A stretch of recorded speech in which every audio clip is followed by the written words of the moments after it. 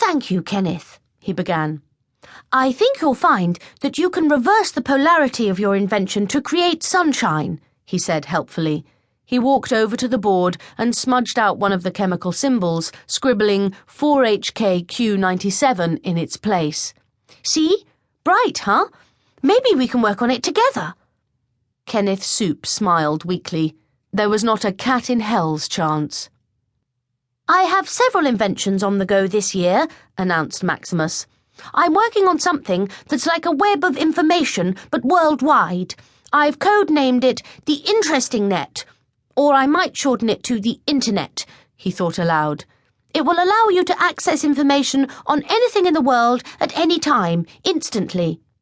The class gasped. Mr. Dewitt twitched, looking horrified. He was the font of all wisdom, so Maximus moved swiftly on.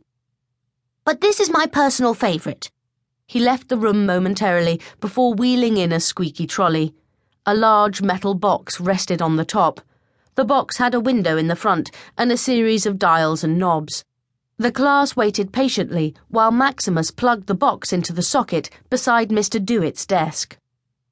He stood and proudly wafted his hands across the machine. "I call it the Dinnermeister 2000. "What does it do?" asked Frank, unable to conceal his excitement.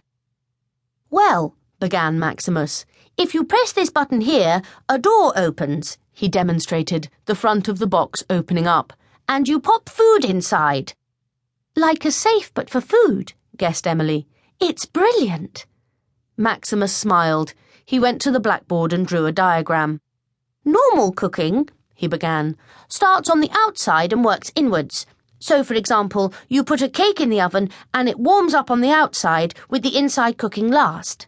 Maximus Cortex peered over the sticking plaster on his spectacles at the confused faces in Class 5A.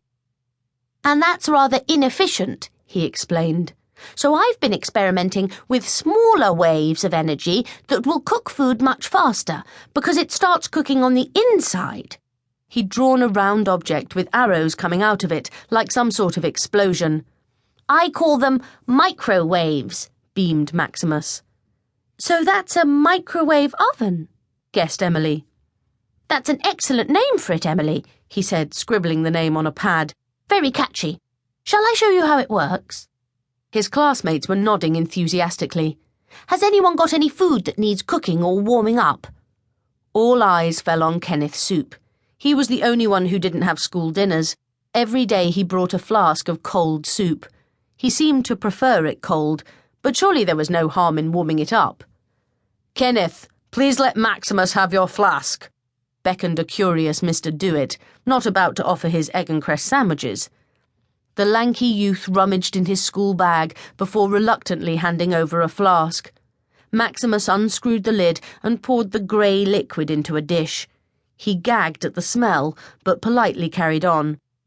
"Cold soup goes in," explained Maximus. He turned a knob and twisted a dial before pressing a big red button on the top of the machine. There was a whirring noise, and everyone peered into the window as the dish started rotating. 30 seconds later, the machine pinged, and Maximus opened the door. "And ta-da! Piping hot soup comes out. Ouch!" he said, scalding his fingers on Kenneth's soup. There was a spontaneous round of applause as Kenneth peered into his instantly hot broth. "This is just an early prototype," explained the 10-year-old. "Eventually, I see the whole world using," he glanced down at his notepad, "microwaved meals. Maybe company